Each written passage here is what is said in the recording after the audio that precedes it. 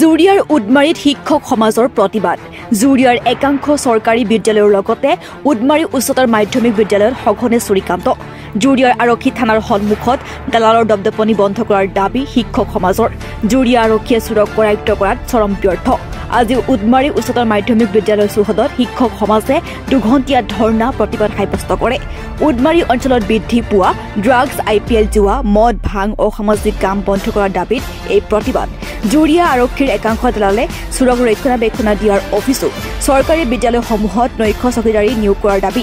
চোৰক ৰক্ষণাবেক্ষণ দিয়া দালালক আৰক্ষী প্ৰশাসনে শাস্তি প্ৰদানৰ দাবী শিক্ষক সমাজৰ। প্ৰশাসন আজি ব্যৰ্থ হয়। আমি বিবেচনা কৰিছোঁ যে আজি স্থানীয় প্ৰশাসন এই অসামাজিক কাৰ্যবিলাক নিৰ্মূল কৰাৰ ক্ষেত্ৰত স্থানীয় প্ৰশাসন আজি ব্যৰ্থ হৈছে। আমি আশা কৰিছোঁ ঊৰ্ধ্বতন কৰ্তৃপক্ষই এই অঞ্চলৰ প্ৰতি নজৰ দিব আৰু অতি সোনকালে এই অসামাজিক কাৰ্যকলাপ ৰোধ কৰাৰ ক্ষেত্ৰত তেওঁলোক সফল হ'ব। এই ক্ষেত্ৰত আমি ৰাইজৰ ঘৰৰ পৰা যিমানখিনি সহযোগিতা কৰিব লাগে আমি সেইখিনি নিশ্চয় কৰিম।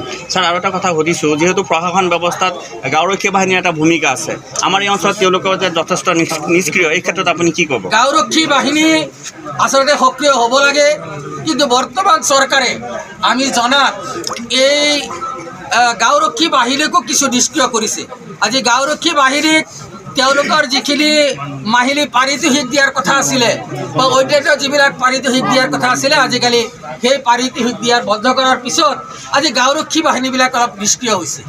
আজি তেওঁলোকে এটা স্বেচ্ছাসেৱী অনুষ্ঠান হিচাপে কাম কৰি আছে। তথাপিও আমি গাঁওৰক্ষী বাহিনীকো আমি আহ্বান জনাইছোঁ, তেওঁলোকে যিহেতু স্বেচ্ছাসেৱী অনুষ্ঠান হিচাপে কাম কৰি আছে, গাঁৱৰ ৰক্ষাৰ কাৰণে তেওঁলোকে চেষ্টা কৰি আছে। আমি আশা কৰিছোঁ যে গাঁওৰক্ষী বাহিনীসমূহেও এই ক্ষেত্ৰত তেওঁলোকে আৰু এটা কথা সুধিছোঁ যে আমাৰ যিহেতু আপোনালোকে কাৰ্যসূচীটো অনুষ্ঠিত কৰিছে জুৰিয়া থানাৰ অন্তৰ্গত, গতিকে জুৰিয়া থানাৰ এটা বদনাম আছে, তেওঁলোকৰ দালাল ৰাজৰ বিষয়ে এটা কথা ওলাই থাকে মাজে মাজে। জুৰিয়া থানাৰ এই বস্তুটো আগৰ পৰা চলি আছে। জুৰিয়া থানাত যদি কোনোবা অফিচাৰ আহে, আমাৰ চবেই গৈ পেলাই তাত তেওঁ মানে গামোচা পিন্ধায়। এই গামোচা পিন্ধোৱা অফিচাৰ আহিব যাব, গামোচা পিন্ধোৱাৰ এইটো যিটো প্ৰক্ৰিয়া আমি এইটো ভাল নাপাওঁ। আৰু যেতিয়া পুলিচবিলাক যেতিয়া গাঁৱলৈ আহে, তেতিয়া আমি দেখোঁ যে যিবিলাক অসামাজিক কাৰ্যকলাপৰ লগত জড়িত মানুহ সেইবিলাকৰ লগত তেওঁলোকৰ উঠা অহা, যিবিলাক গাঁৱত যিবিলাক ভাল মানুহ আছে সেইবিলাকৰ লগত তেওঁলোকৰ কোনো সম্পৰ্ক নাই। কিন্তু তেওঁলোক যেতিয়া আহে গাঁৱত অহাৰ পিছত যিবিলাক অসামাজিক কামৰ লগত জড়িত ব্যক্তি, তেওঁলোকৰ কথাতে তেওঁলোকে কাম কাজ কৰে। আজি কাৰোবাৰ কিবা কেছ হ'লে আজি অসামাজিক কাম কৰা মানুহবিলাক থানালৈ যাব লগা যায় আৰু তেওঁলোকৰ কথাতে কাম হয়। গতিকে আমি এনেকুৱা ধৰণৰ কাৰ্যকলাপক আমি নিন্দা কৰোঁ, আমি ভাল নাপাওঁ।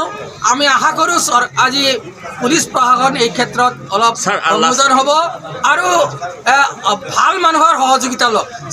আমি সহযোগিতা কৰিবৰ কাৰণে আমি সদায় প্ৰস্তুত। ছাৰ, আৰু এটা কথা সুধিছোঁ, আপোনালোকে বিভিন্ন অসামাজিক কাৰ্যকলাপৰ কাৰণে আজি ধৰ্ণা কাৰ্যসূচী, কিন্তু সুদখোৰৰ বিষয়ে কথাটো আজি উল্লেখ নাই, ওলোৱা নাই। জুৰিয়াৰ পৰা নাজিমুদ্দিনৰ ৰিপৰ্ট, এনি লাইভ।